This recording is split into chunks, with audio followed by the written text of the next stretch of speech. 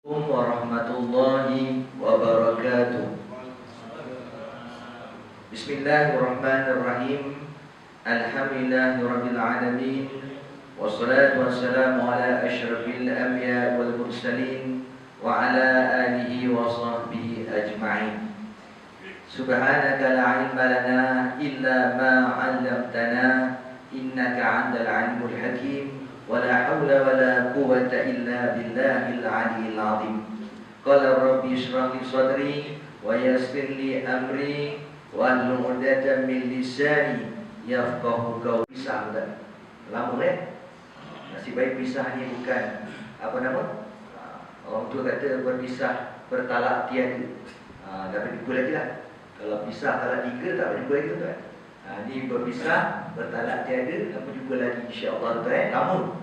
Kalau suami tinggalkan isteri dah 4 bulan ni, dah lupa isteri kan. Balik-balik ni, betul ke isteri aku? Isteri kata betul ke suami aku ni? Dah 4 bulan dah tinggalkan kan. Dah 4 bulan dah tinggalkan lama tuan. Alhamdulillah, dengan izin Allah, kita diberi permudahkan urusan kita, kita dapat bertemu lagi tuan. Alhamdulillah, berkat dengan usaha kita, berkat dengan doa-doa kita tuan, Allah makbulkan permintaan kita. Allah permudahkan urusan kita, kita dapat bertemu lagi, dapat berkuliah agama lagi insya-Allah tuan. Setelah terpisah berapa lama tuan insya-Allah. Dan kita terus berdoa, terus berusaha, mudah-mudahan Allah perkenankan doa kita, Allah angkat terus wabak ni daripada bumi tuan. Kita dapat hidup seperti biasa insya-Allah. Mudah-mudahan tuan insya-Allah. Jadi pada malam ini kita teruskan lagi Lama tu saya pun lupa berhenti dekat mana. Semalam tengok kitab tuan. Semalam surau apa nama? Kita tengok kat surau kenangan. Terus telefon saya. Saya pula bila orang telefon saya kata insya-Allah saya terus terima tuan. Insya-Allah.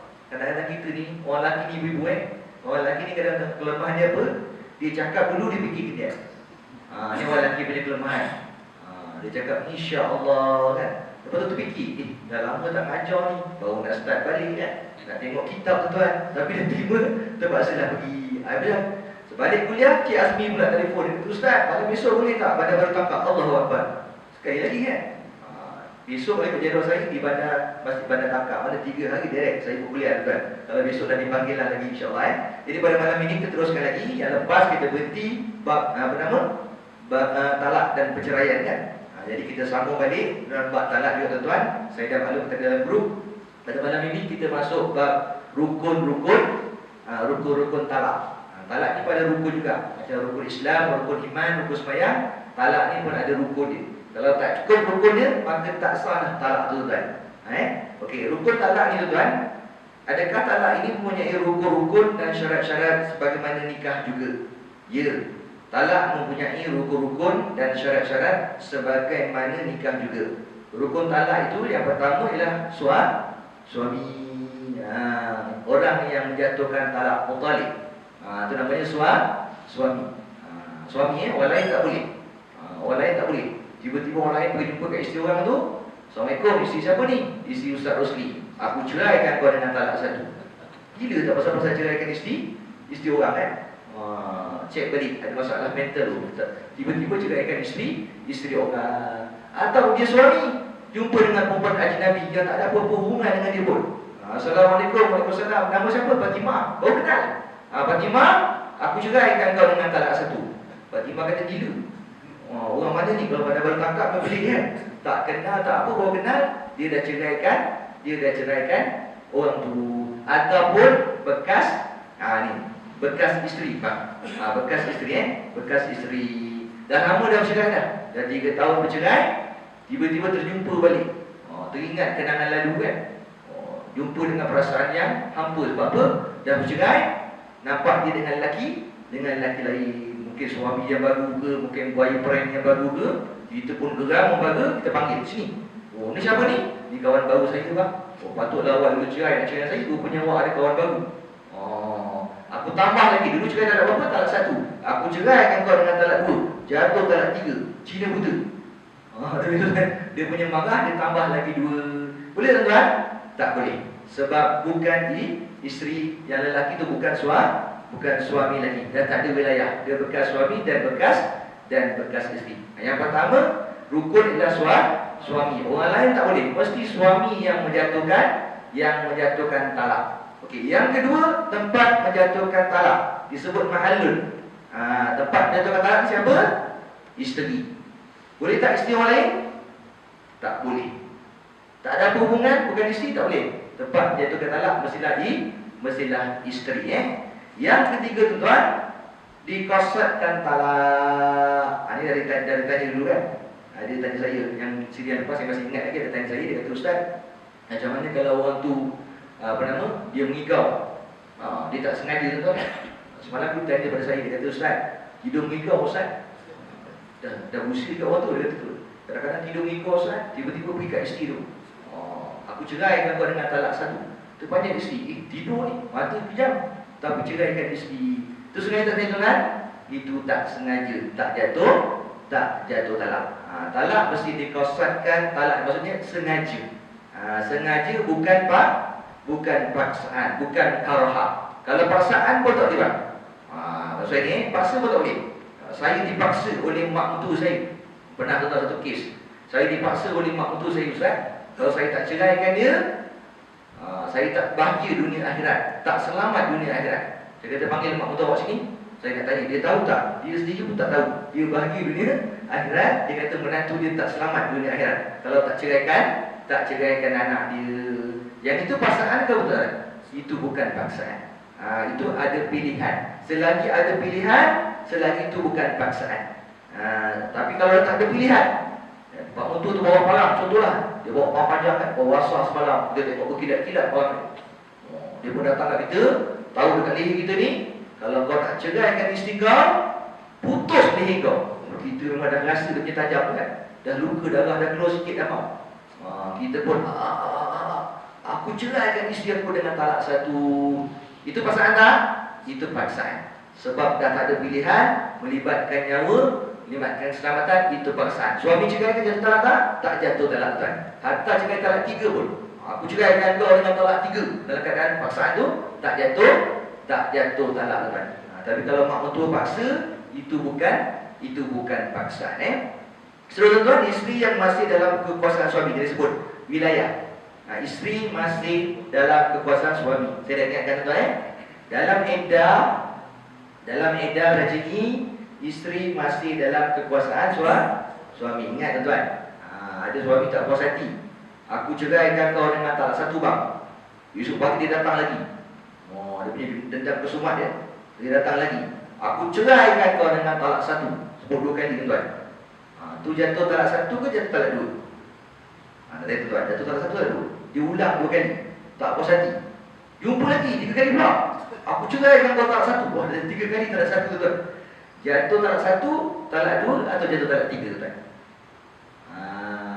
Bergantung pada niat suami mengulangi lafaz talak. Kalau niatnya tuan, kalau niatnya untuk menguatkan takkid, untuk menguatkan talak tu, maka bilangan talak tak bertambah.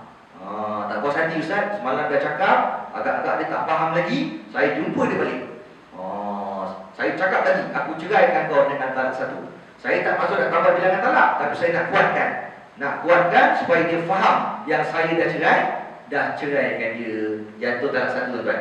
Dia tak bertambah, tetap satu tuan. Walaupun 10 kali sebut, niatnya takkid menguatkan, tak jatuh talak. Satu je. Tapi kalau niatnya menambah bilangan talak, Ustaz, saya begitu nak tambah lagi satu. Tak puas hati, dapat satu macam tak faham, bagi 2. Aku ceraikan kau dengan talak satu. Niatnya apa? Tambah lagi satu. Jatuh talak 2 tuan. Seminggu lagi datang lagi dalam iddah. Aku ceraikan kau dengan talak satu lagi. Niat nak tambah talak lagi. Jatuh talak berapa? Jatuh talak 3 tuan. Sebab tu tuan. Sebab tu berhati-hati dalam tempoh iddah. Dalam tempoh iddah, suami masih ada wilayah di antara suami isteri kekuasaan. Sebab tu suami wajib bayar nafkah iddah dan tempoh iddah. Dan suami boleh, hukum mazhab Syafi'i, saya dah beritahu, suami boleh merujuk isteri bila-bila masa dalam tempoh iddah, walaupun isteri tak setuju, tak suka ibu. Saya tak suka Ustaz, saya dah menyapah tengok muka dia. Tapi dia rujuk saya Ustaz tadi. Apa dia cakap? Aku rujuk engkau semula. Nasib lah ibu aku rujuk engkau semula. Asal tu kita nak kata bapak ibu saya. Dia kata kita memang tak setuju Ustaz. Isteri pun tak nak rujuk. Tapi suami datang petang tadi, dia kata aku rujuk engkau semula. Sah rujuk kan? Ikut mazhab Syafi'i hukumnya sah bukan? Sebab dalam mazhab Syafi'i, dalam tempoh iddah, suami wajib beri nafkah iddah, isteri masih dalam kekuasaan suami, wilayah suami. Maknanya suami boleh merujuk isteri bila-bila masa walaupun isteri tak setuju tuan-tuan. Tapi hati nasihat saya tuan-tuan, maknanya kalau kita nak rujuk ni biar suka sama suka bang biar suka sama suka. Memanglah sah hukumnya kita rujuk dia kan. Tapi dia tak suka kita tuan-tuan. Suruh balik tak nak, buat perintah taat tak nak balik tuan-tuan. Maknanya rujuk ni biar suka sama suka, persetujuan di antara suami isteri tuan-tuan. Seterusnya rukun yang keempat, rukun yang kelima, sirah. Lafaz yang digunakan di masa bercerai tuan-tuan. Lafaz. Saya ingat siapa tanya itu? Cik Nazir ke? Tak ada kan? Cik Nazir Cik Nazir siapa tanya saya yang lepas? Dia kata Ustaz, kalau kita sebut dalam hati Ustaz, ada tak pernah tersebut dalam hati? Maksud dia tersebut dalam hati kan? Banyak kali. Wah, lain macam tu. Ada kadang-kadang kita terlintas, betul tak? Terlintas dalam hati kan? Aku ceraikan isteri aku, bagus ni, dapat kahwin lagi. Contohnya tuan-tuan kan? Tapi disebut dalam hati sahaja. Tak keluar daripada mulut suami. Dia bukan lafaz tuan. Jatuh talak tak? Tak jatuh. 100 kali sebut pun, 1 juta kali sebut pun tetap tak jatuh. Cuma saya nasihatkan, kalau kita selalu lintas dalam hati, takut kita terluar, takut kita tercakap kan. Aku ceraikan kau nanti baru tahu. Dalam hati sebut kan? Aku ceraikan baru tahu. Tiba-tiba cerai, terkeluar pula tuan kan? Dah terkeluar pula tuan. Bila cerai, dikira sorry tuan. Tapi selagi tak sebut tak ada masalah dalam hati tak ada masalah. Sebab tuan, sebab ikut mazhab Syafi'i, nikah adalah lafaz surat, akad nikah. Aku nikahkan kau dengan bulan binti bulan dengan mas kahwin ni 20 setengah tunai. Aku terima nikah bulan binti bulan dengan mas kahwinnya 20 setengah tunai. Nikah ada lafaz akad. Cerai pun ada lafaz tuan. Rujuk pun mesti dengan lafaz. Selagi tak ada lafaz, tak ada hukum. Nahnu nakum bizawahir. Kami menghukum pada perkara-perkara yang zahir. Dalam hati bukan zahir. Itu batin tuan. Tapi jangan biasakan kita sebut-sebut dalam hati kita tentang cerai ataupun talak tuan-tuan. Okey. Apakah syarat-syarat suami yang hendak mentalakkan isterinya? Ada syarat tuan. Ada syarat suami macam mana yang sah talaknya kalau dia mentalakkan isterinya? Pertama, suami itu berakal. Mana tidak sah talak suami yang gila atau suami yang sedang tidur mengigau. Disebut tadi kan? Disebut tidur mengigau. Tetapi bagi suami yang hilang akalnya disebabkan oleh meminum minuman yang memabukkan, maka jatuhlah talaknya. Saya dah sebut kan selepas kan? Saya dah tengok tuan. Ada orang tanya, kata Ustaz, kalau suami itu mabuk macam mana Ustaz? Saya kata mabuk apa? Dia kata mabuk ketum Ustaz. Mabuk ketum, ceraikan isteri. Aku ceraikan kau dengan talak satu tuan. Jatuh tak talak tu? Jatuh. Sebab mabuk tu daripada usaha kita sendiri yang disengajakan. Yang tak jatuh, mabuk yang tak disengajakan. Suami tak boleh naik kapal. Kalau naik kapal, laut dia kalah. Baru kahwin, isteri ajak pergi bulan madu. Dekat mana? Dekat Langkawi. Dia kata tak boleh. Kenapa tak boleh bang? Saya tak boleh kena air. Kena air je saya mabuk. Abang ni kena air pun dah mabuk. Dia paksa-paksa, suaminya ikut juga. Kapal feri baru gerak je, suami dah mabuk. Dia kata baru bergerak dah mabuk. Suami kata kan. Suami mabuk tengok kecil besar kan. Mabuk kata, aku ceraikan kau dengan talak satu. Nampak tuan? Ada muka. Suami mabuk, dia bawa, dia ajak juga pergi Langkawi. Akhirnya kena cerai dengan talak satu tuan-tuan. Jatuh tak talak tu? Talak tu tak jatuh. Sebab mabuk yang tidak disengajakan. Ambil arak, sengaja. Ambil dada, sengaja. Jatuh talak tuan-tuan. Walaupun dalam keadaan dia mabuk. Tapi kalau orang dengki, masukkan dada dalam minuman dia. Bang, tiba-tiba dia minum. Ustaz ni pandai juga skill kan? Macam dia nak minum tu. Alah. Tiba-tiba dia minum tuan. Dia minum, dia mabuk. Sah tak talak tu? Tak sah talak tu. Sebab tak disengajakan. Dia tak tahu tuan. Dia tak tahu yang minuman tu ada yang memabukkan, dia minum mabuk. Kecuali minuman tu memang arak. Kan? Dia tahu arak memabukkan. Ustaz saya tak tahu, Ustaz saya minum, tiba-tiba saya mabuk. Dah tentu arak tu sifatnya memabukkan, maka jatuhlah talak.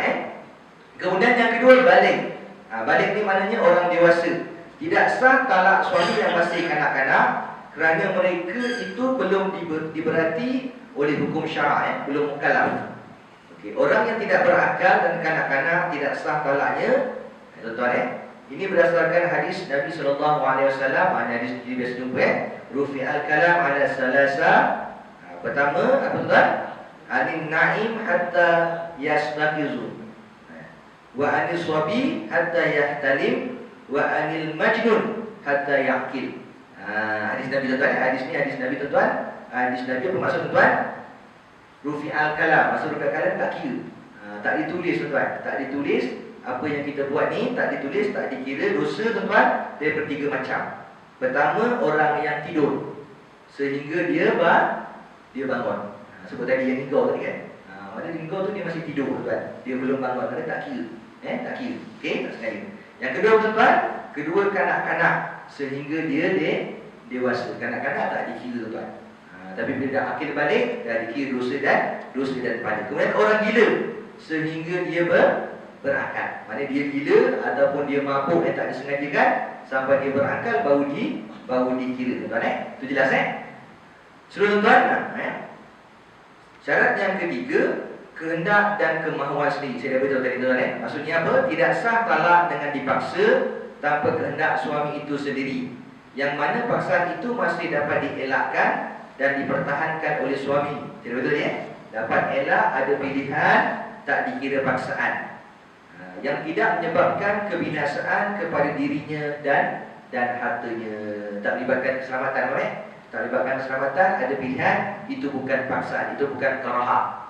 Jangan cakap saya dipaksa Ustaz, saya kena paksa ni, talak ni tak sah ni.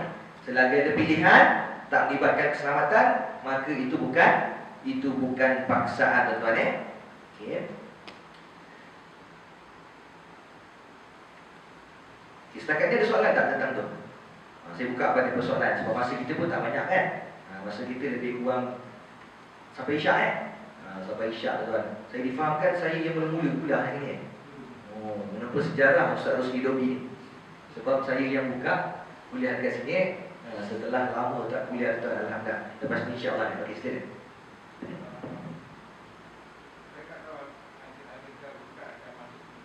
Okey, tak apa.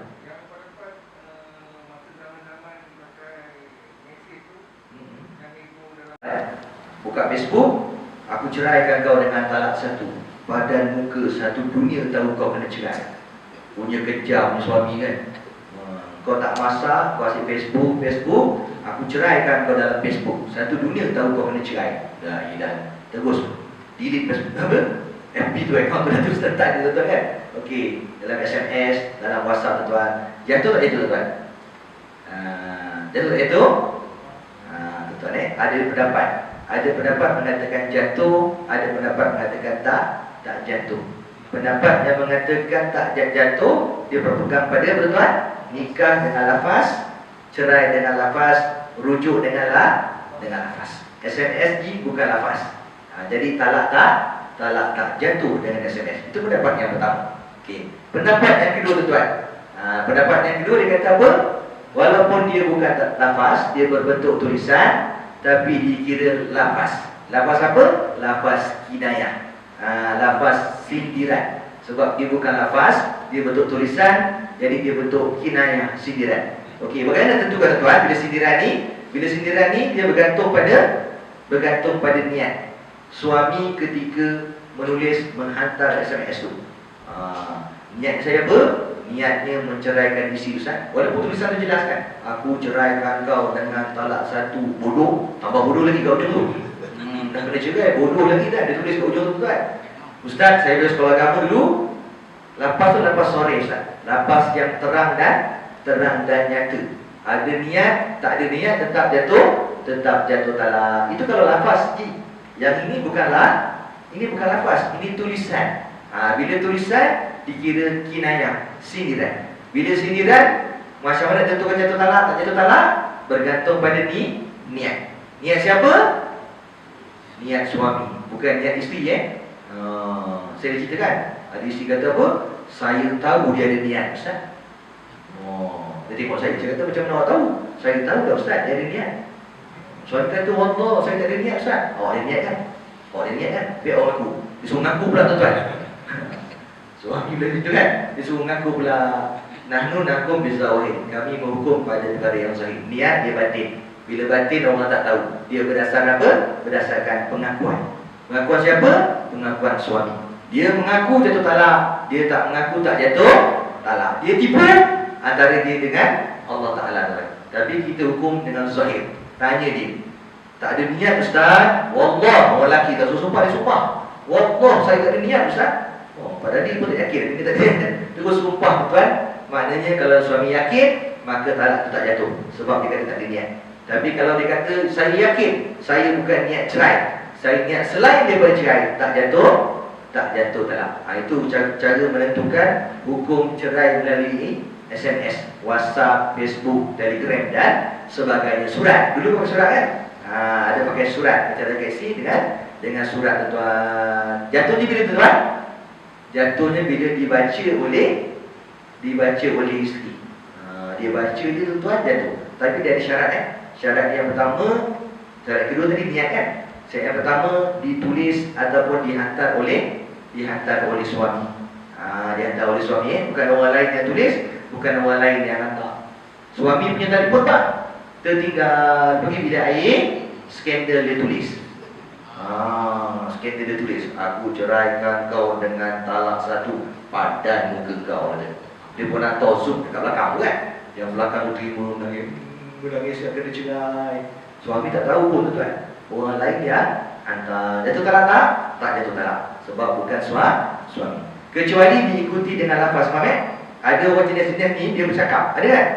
Di SMS dia bercakap. Aku, dia tulis tu, aku ceraikan engkau dengan talak 1 bodoh. Dia bercakap sekali je kan. Dia tulis tu. Tapi dia bercakap sekali. Itu dikira lafaz. Dah jatuh dah tuan. Tak payah hantar lagi. Masa cakap tu dah jatuh. Ataupun jenis suami yang teliti. Suami saya Ustaz, dia teliti Ustaz. Sebelum dia hantar apa-apa, dia semak dulu. Tapi dia semak boleh dia bercakap sekali. Dia semak kan. Aku ceraikan kau dengan talak 1. Okey, betul. Lepas ni boleh hantar. Dia cakap betul je tu kan. Dah jatuh talak. Sebab diikuti dengan lafaz.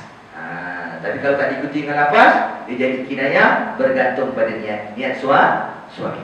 Jelas Okey. Seterusnya, tak boleh kita ni tanya soalannya. Saya lebih suka okey.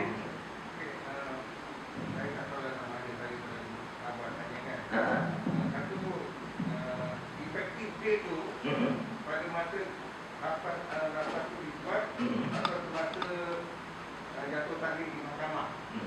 Ada biasanya dia mahkamah juga kan. Okey. Mana dia ada lafaz kat rumah okey. Dan dalam keadaan suami hilang ataupun isteri musuh, apa kaedah dia? Suami hilang ataupun isteri musuh? Suami hilang bertahun-tahun. Dan di Malaysia ni lepas 2 tahun betul-betul suami hilang kan. Dan keadaan isteri musuh tu talak tu efektif. Katalah dia pergi tangkap basah talak tu jatuh otomatik. Musuh tu waktu tu jatuh talak tu macam mana kan? Okey. Yang pertama tadi soalannya, kalau dah cerai dekat rumah, bila buka kuasa cerai? Pergi mahkamah tujuan pergi mahkamah tu ialah untuk mengesahkan talak untuk mengesahkan talak dia akan ikuti tarikh bila yang suami lafaz. Contohnya suami lafaz minggu lepas, dia akan ikut tarikh tu. Maknanya talak jatuh mulai tarikh tu dan isteri beredah mula daripada tarikh tu. tadi suami melafazkan cerai. Bukan 3 tarikh suami pergi mahkamah mengesahkan talak. Yang pertama Yang kedua dia kata suami hilang, ilmu gaib dah jadi. Mana baru tangkap tak ada, sakil tak ada, gunung ledang tak ada, ilmu gaib dah jadi. Kalau ikut tuan, dia boleh mohon apa tuan? Boleh mohon cerai taklid. Atau saya gaib ada kan? Atau saya gaib selama setahun atau lebih dan isteri tidak tertunggu lagi akan suami. Kalau dia sanggup tunggu tak ada masalah. Ada kadang-kadang suami dah balik. Saya pernah tuan, suami dah hilang. Berapa lama hilang dia kak? Dah 10 tahun hilang ustaz. Kenapa tak nak minta cerai? Alah tak apalah ustaz, dia hilang ke tak hilang tu, dia hilang lagi bagus ustaz. Jadi kenapa datang ni kak? Datang ni sebab ada hajat ustaz. Itu yang saya geram tu. 10 tahun dia tak datang, dia baru datang sebab ada hajat ustaz. Hajat apa? Ada orang nakkan saya ustaz. Baru dia ingat. Rupanya dia belum bercerai lagi dengan suami dia. Walaupun suami tuan dia gaib selama 10 tahun pun, tapi kalau tidak disabitkan ke mahkamah, tak disahkan talak tu tuan-tuan, taklid tu, maka dia masih suami yang sah lagi. Kalau kata lepas 10 tahun tu dia balik, Assalamualaikum, abang balik pula dah 10 tahun. Tiba-tiba dia nak bersama, dah nak balik, nak bersama pula. Boleh abang bersama? Boleh, bagi aku kayu besar. Kan? Dah tak balik setahun, tiba-tiba nak bersama. Boleh tak? Boleh. Sebab masih suami isteri yang sah. Dia kena disabit mahkamah. Dia tak automatik ada orang cuba saya kata ustaz, automatik ustaz, kan dah baca taklid tu. Dia dah janji ustaz, dia dah gaib tu. Maknanya bila dia gaib ustaz, dia bukan suami saya lagi. Tak tuan, baca betul-betul. Disabitkan oleh mahkamah aduannya. Aduan isteri tu sama ada dia sendiri atau peguam dia, disabitkan oleh mahkamah. Barulah talak tu jatuh, taklid tu jatuh kan. Dia tak automatik kata gaib dia tak automatik. Okey, yang ketiga nusyus. Isteri nusyus. Apa nak buat kalau isteri nusyus? Kalau dalam Islam isteri nusyus dia ada 3 tindakan kan. Pertama betul-betul nasihatkan bang. Nasihat. Awak dia sebelum rumah dia tak ikut perintah saya kan. Dia buat tak tahu, dia tengok dinding. Macam kita cakap dengan dinding pula kan. Dia tak tahu, dia buat tak tahu apa yang kita cakap kan. Apa kita buat tindakan yang kedua? Kita pulaukan. Bukan pulau Langkawi, bukan pulau Pampung. Kita pulaukan tempat tidur dia. Biar dia tidur seorang. Saya beritahu, biar tidur seorang. Kita tidur dekat bawah, dia tidur dekat atas. Pukul 1 pagi dia bangun, dia kejut. Bang, kenapa tidur kat sofa? Marilah naik atas, tidur sama saya. Kalau dapat macam tu tuan-tuan, jangan tunggu lagi. Cepat-cepat meloncat terus naik atas. Jangan tunggu-tunggu jangan susah hati. Tunggu, sup turun naik tuan-tuan. Kalau pukul 1 pagi dia turun, bangun. Kenapa tidur kat sini? Kenapa tak tidur kat laman? Yang itu saya nasihatkan jangan buat lagi bang. Kalau buat lagi jauh nanti dia hantar kita. Apa tindakan kita yang terakhir? Pukul. Inilah pukul yang dibenarkan dalam Islam, yang dibenarkan dalam bab nusyus ingkar. Isi nusyus ni dibenarkan pukul. Tapi cara pukul untuk memberi pengajaran memberi pendidikan. Bukan pukul nak dera dia. Ustaz, saya belajar matematik 180 darjah. Daripada mana? Daripada sini pergi ke sini ustaz. Awak berbagi dia. Tambah lagi ke kaki, terbang isteri kita kan. Hospital dia pergi. Tak boleh. Itu namanya penderaan. Dia ada cara nak pukul nak pukul isteri nusyus tuan-tuan. Ikut kisah Nabi Allah. Apa yang sakit tu? Nabi Allah Ayub Nabi Allah Ayub sakit tuan-tuan. Bila dia sakit, isteri lari, anak lari tuan. Bila Allah sembuhkan semula sakit dia, isteri yang lari tu, yang nusyus tu nak kembali semula. Jadi Allah perintahkan apa kepada Nabi Allah Ayub? Ambil kayu yang kecil. Ambil kayu yang kecil tuan-tuan, pukullah isteri nusyus tu sebelum dia kembali taat kepada Nabi Allah Ayub. Kita ambil isu. Al-Quran sebut pukullah. Tapi pukul yang mendidik maknanya ambil kayu yang kecil. Bukan kayu putih mentah-mentah bagi pukul kan. Tunggu dia balik, dia balik, dia bagi betongin tuan-tuan. Ustaz kata pakai kain. Betul pakai kain. Tapi kain silibon, dia pelit, pintal. Isteri balik dia bagi, hospital pergi lagi tuan. Maknanya dengan kain yang nipis, kain serban, kain bedung anak lu ada pakai bedung kan? Ambil kain bedung anak tu pukul kan. Biasa lah Biasa lah. Dia pukul lah bang, tak benda bang. Tak ada rasa apa, pukul lah tuan. Tapi saya kata kan, maknanya kalau isteri tu isteri yang taat, tinggalkan tempat tidur pun dah terasa. Betul tak? Selalu kita tidur dengan dia, ya kan? Kita tidur dengan dia tuan. Tiba-tiba satu malam tu kita tak tidur dengan dia. Terasa tak? Oh, ibu? Terasa kan? Kenapa suami aku tak nak tidur dengan aku? Agak-agak dia dah dia mesti fikir kan? Agak-agak ada perempuan lain tu. Dia tak fikir salah dia fikir perempuan lain kan? Agak-agak ada perempuan lain. Kalau 3 hari lagi terasa. Tapi kalau perempuan yang tak solehah, kenapa 3 hari bang? 3 bulan terus. Saya heran 3 bulan awak tak tidur dengan saya pun lagi bagus. Panas saja. Itu tuan sama juga pukul. Kalau isteri yang solehah kena pukul sikit, terasa tak? Kenapa suami aku pukul aku menangis? Sebulan menangis kat tingkat kena pukul dengan kain je. Tapi kalau isteri yang biasa-biasa tak solehah, dia tak apa? Pukul lah. Dan pukul sikit-sikit dengan kain, apa rasa kita tuan kan? Itu kaedah yang sebut oleh Allah dalam Quran, bagaimana kita nak menangi isteri yang mesyuhud. Tapi kalau ikut cara mahkamah dah tak boleh juga. Kita ikut prosedur mahkamah. Pertama kena minta perintah taat. Pergi mahkamah minta perintah taat, mahkamah keluarkan pada isteri atau perintah taat, minta isteri taat semula kepada suami dalam tempoh 14 hari daripada perintah itu dikeluarkan. Tengok, dia balik tak? Pergi dia tak tahu dia koyak pada depan kita. Asyik tak koyak. Dia kan koyak kan tuan. Dia koyak pada depan kita perintah tuan. Apa nak buat? Kita pergi balik mahkamah, buat apa? Buat sabitan nusyus. Kita buat sabitan nusyus, betul lah isteri jatuh nusyus, maka kita tak wajib lagi untuk beri nafkah. Jangan hari-hari sudah senang je. Mentang-mentang isteri nusyus terus nak bagi nafkah, tak bagi apa? Tak boleh. Dia mesti kena ikut peraturan undang-undang ataupun prosedur mahkamah. Betul Okey. Okey, tak apa. Betul sebenarnya. Saya tunjuk pada awalan tadi, kata apabila nak bertalak tu kena lafaz. Dan apabila nak tunjuk tu kena lafaz. Betul. Tapi saya rasa ada kaedah lain. Dalam keadaan bila dia nak rujuk tu saya terdengar bagi taklah. Kalau dia berjimat tu dia rujuk kan. Dia bagi maklum saja. Sebab kita ni di Malaysia ni, kita ni mengamalkan mazhab Syafi'i, tapi kita meraihkan mazhab-mazhab yang lain. Yang disebut tadi tu mazhab Hanafi. Mazhab Hanafi. Sebab tuan, saya jawab tadi. Kenapa mazhab Hanafi boleh rujuk dengan perbuatan bersetubuh? Mazhab Syafi'i tak boleh rujuk dengan bersetubuh. Kena rujuk dengan lafaz. Tuan tadi kata apa? Sebab takrifan nikah ni berbeza. Imam Syafi'i mentarifkan nikah sebagai apa? Akad yang mengharuskan wadi, akad yang mengharuskan persetubuhan. Mana nikah ni akad. Bila nikah ni akad, lafaz cerai pun kena ada lafaz, rujuk pun kena ada lafaz sebab dia akad.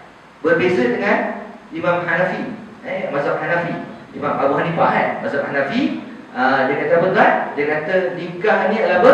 Nikah adalah wadi, nikah adalah persetubuhan. Bila nikah adalah persetubuhan, maknanya kalau pasangan ini bercerai, dia bersetubuh, dikira rujuk. Syaratnya raj'i, talak 1, talak 2 dan dalam tempoh iddah. Bukan tebus talak. Atau tebus talak tak boleh lah Tebus talak dia sebut baik subrah, dia tak boleh rujuk kan. Jadi kita ni mengikut mazhab Syafi'i dan kita meraihkan mazhab-mazhab yang lain. Kalau masuk mahkamah, kadang-kadang hakim menggunakan budi bisyara. Dia ambil maslahah maslahah pasangannya untuk berbalik semula. Kadang-kadang dia meraihkan mazhab yang lain. Tapi panduan yang utama ialah mazhab Syafi'i. Nikah dengan akad, cerai dengan lafaz, rujuk pun mesti dengan lafaz. Di rukun dia ada 3 rujuk suami, isteri, lafaz. Kalau mazhab Hanafi tak, dia suami isteri, jima, bersetubuh dan dikira sah rujuknya tuan. Sebab berdasarkan takrifan mazhab di dalam dia berbeza sedikitlah. Tapi tak salah. Itu namanya bersifat berlapang dada. Kita berlapang dada di antara mazhab, tapi kita mengamalkan mazhab Syafi'i. Malaysia ini video khusus insya-Allah. Okey, ada soalan lagi? Malaysia belum lagi Dah. Ada soalan? Kalau tak ada soalan saya stop. Sebab ni permulaan sahabat saya pun ada kat belakang tu. Dia tengok belakang lagi. Sahabat saya pun ada tu.